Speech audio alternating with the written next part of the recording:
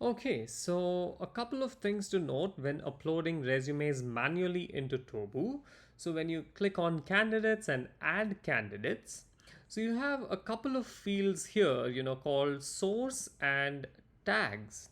So source is basically where you have received the resumes that you are uploading from.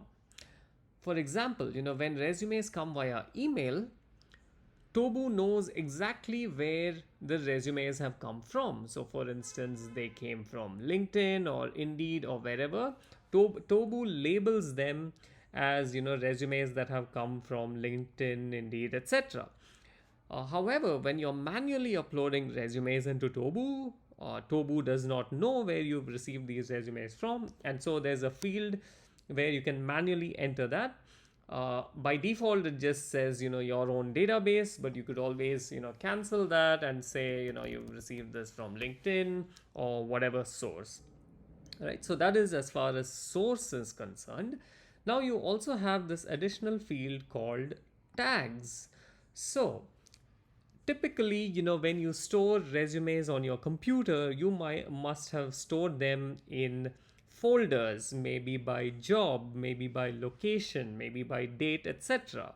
So think of tags as an extension of folders. So the resumes that you upload could be labeled as many different things. So the resumes that you're uploading could all be tagged as software engineer, or maybe from San Francisco, and so on. So you could have as many tags as you want, and so later you could actually search by these tags, and that's why they are very very handy. It keeps your database organized as well. So yeah, it is the equivalent of folders, but just even more powerful actually.